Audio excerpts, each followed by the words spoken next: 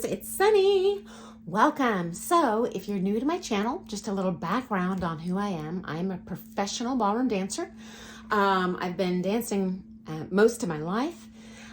What does that mean? Well, I've competed both as an amateur, a pro-am, as a professional for many years. When I was doing pro-am, I always was the professional in the partnership, but I have had extensive experience doing that. I own the largest ballroom dance studio in the country for over 15 years. I've had reality TV shows film in my studio, so more than most people, I have a bit of an insider's perspective on what's going on in the ballroom dance world, as well as how they film these reality TV shows. So I'm here today to break down episode 5 of season 1 and tell you from my perspective, from my opinion, what on this show is scripted and what is surprisingly real, because it's a nice combination of the two, actually. So let's kick off. What first struck me in this episode as true, probably more than anything else I've seen in the series, is the guilt complex of the moms who are competing. So we see Colette meeting with a caregiver who's going to take care of her special needs son while she's in Atlanta. We see Sabrina even in tears later on in the episode because she's missing one of her daughter's only 2 gymnastics competitions of the year. We see Leonie lament the fact that her daughter, Charlotte, is left out of many play dates because she's had to say no so many times because she's out of town. She can't bring her daughter, that they don't bother inviting her daughter anymore. And I can say this is 100% unfortunately true. If you are a hardcore competitor, and these ladies are all pretty serious about competing, you do need to make a lot of personal sacrifices. This is much easier to do as a single person. It's much harder to do when you're married. And certainly when I married, and absolutely when I started a family, I chose to pare back greatly on my career and travel as little as possible so that I could be there for my family. That being said, some dancers don't. They go all out. They bring their kids to the competitions with them. Their husband may or may not stay home. It's not my personal preference. A lot of people assume that your spouse is a professional ballroom dancer. If you are, not necessarily the case. I certainly did not want to marry a ballroom dancer. My husband doesn't dance. Of the couples I do know who are married, who are professionals, I don't think it's an ideal situation to travel on business together. Only because the competition rules prohibit spouses usually from being adjudicators on the same panel. So you might travel on an airplane to the competition together, but your hours are totally opposite each other. So while one of the spouse is working on the floor, the other's alone in the hotel room, vice versa. They also might post appealing pictures on Facebook. Oh, hey, here's my kids at the pool. But the reality is they're working their butts off all day long. They might get a break for dinner, in which case, okay, I'll run down, get the obligatory pool pictures, run back to the competition, change my clothes, head back out to judge. So there's not a lot of personal time for really any of the professionals. We are all there to work. We're either competing or judging. So that would be a little inaccurate. Okay, so the first character I would like to delve into more deeply, we saw in this episode, is Colette. So as mentioned, she's the one with the special needs son. So first of all, fake. So we see Pooja dropping in at work, or excuse me, Colette dropping in at Pooja's work unannounced. Couple reasons this is fake. Number one, would you just drop into someone's place of work unannounced to have a meeting with them? No. Good chance they're going to be busy. They are at work. Number two, I have had reality TV at my studio, as well as just news TV. They have a very set time. They have a finite schedule. They have a sound bite they want to clip. paying that film crew a minimal amount of time. That's very expensive. And so guarantee that this meeting was totally planned. And possibly even more likely, they actually had the conversation previous to this, and then they had them reenact kind of the juicy moments so they could catch those on film for the series.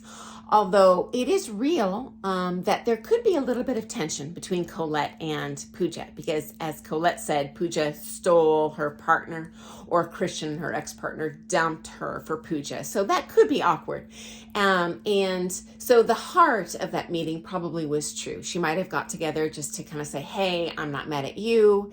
Just be sensitive to my needs when I'm on the room. It's a little uncomfortable for me. So I can see that conversation realistically happening.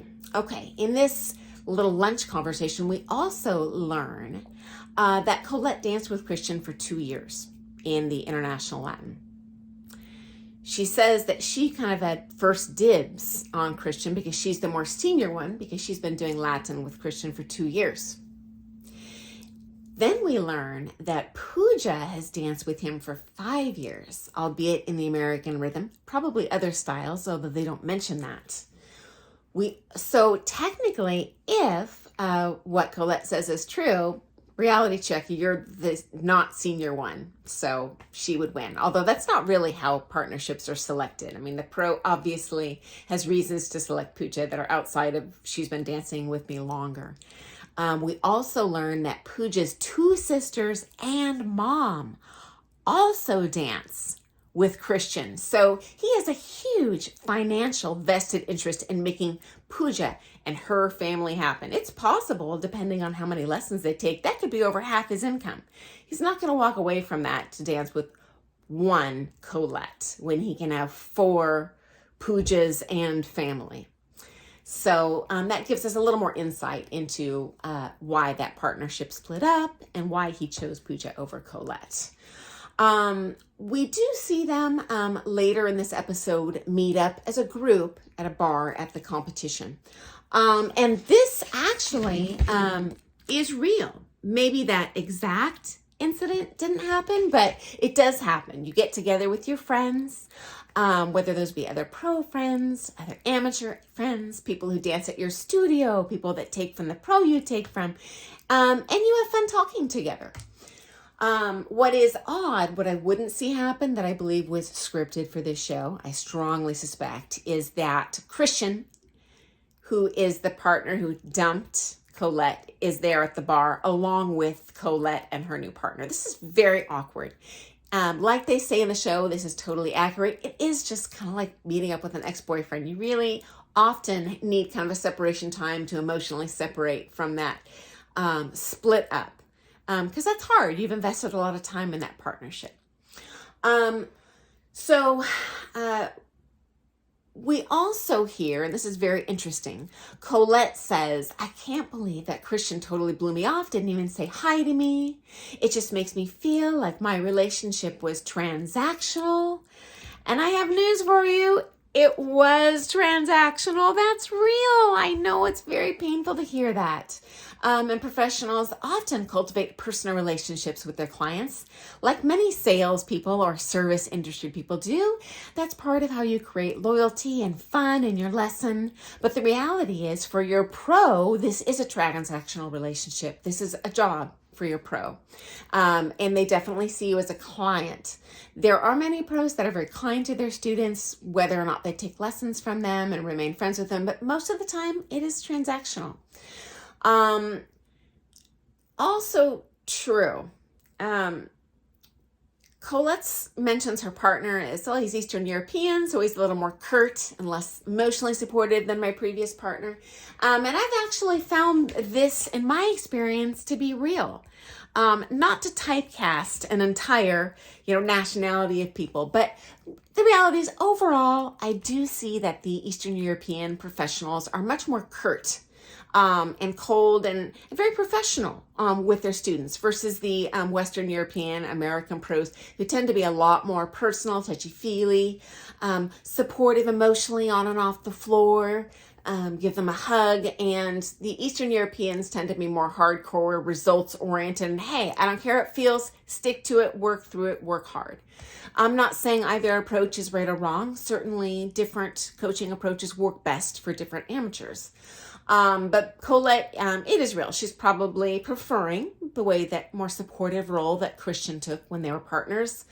And I'm hoping she'll just get used to the way that her new partner teaches. Okay, I have some interesting, dirty secrets inside industry to share with you. So pros are not going to be happy I'm sharing this, but that's why you're tuning in, right? To hear the inside scoop. Number one, there are many pros that do flirt with their students aggressively and cultivate the illusion that there may be some sort of romantic future in order to sustain that client, keep them interested, coming back for as many lessons as they can. I don't like it. This is certainly not all professionals, but I have seen it many times. I don't like it, but it's true. It does happen. This is even worse. I have heard of a couple chain studios that actually train their professionals to cultivate these faux romantic relationships with potential of more flirting in order to cultivate clients. I don't agree with it. It's not what I personally do. Fortunately, most pros aren't like this, but it is definitely an inside secret that does happen. So something to just keep your eyes peeled if you're in a lesson, that there may be ulterior financial motives to the way the pro treats you. I've also seen pros just be mean to students, especially if the student breaks up with them. If you leave the student, of course, you're going to be cordial, no hard feelings, but it's a lot like a breakup, right? If someone breaks up with me, I'm much more hurt. So same thing with a pro. Our feelings get hurt. If someone chooses not to take lessons with me, my feelings are hurt. I probably don't want to sit and have a 10-hour conversation with them about their dog. I want to emotionally separate a little bit. So in the pro's defense, I think that's a good reason to do that.